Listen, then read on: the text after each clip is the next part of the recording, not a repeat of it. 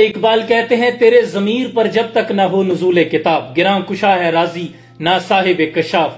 جب تک تیرے دل پر یہ قرآن نزول نہیں کرتا، تو تفسیر رازی کا مطالعہ کر، تو تفسیر کشاف کا مطالعہ کر، بڑے سے بڑے علوم حاصل کر، بڑی سے بڑی کتب کا مطالعہ کر، لیکن تیرے دل پر قرآن اثر نہیں کرے گا جب تک محمد عربی کا قرآن تیرے دل پر نزول نہیں کرتا۔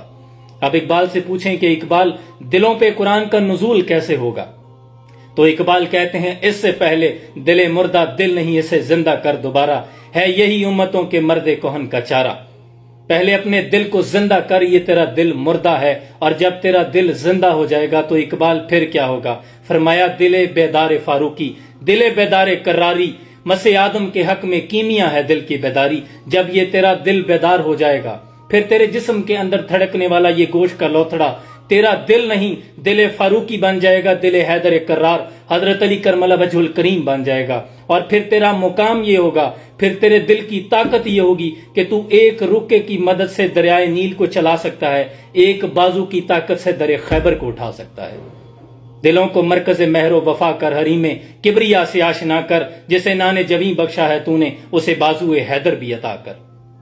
پھر تیرے دل کا مقام یہ ہو جائے گا۔ یوں ہی تو والد گرامی اقبال کے والد نے یہ نہیں کہا تھا کہ اقبال قرآن کو یوں پڑھا کر جیسے تیرے دل پر قرآن کا نزول ہو رہا ہو۔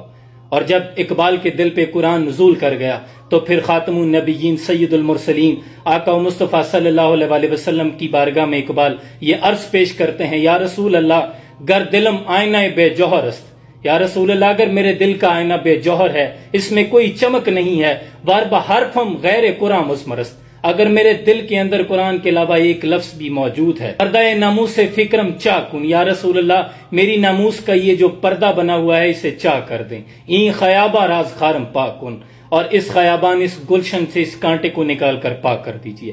کتنا بڑا دعویٰ کیا کہ روز میشر خار و رسوا کن مرا، از نصیب بوسہ پاک کن مرا، یا رسول اللہ روز میشر مجھے خار و رسوا کر دیجئے، اور یہاں تک کہ اپنے پائے مبارک کے بوسہ سے اقبال کو محروم کر دیجئے۔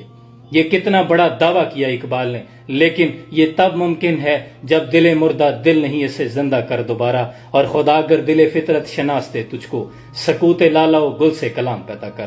اقبال کہتے ہیں پہلے تیرا دل جب بیدار ہو جائے، پھر تو چمن سے بات کرے، تو پھولوں سے بات کرے، تجھے جواب آئے۔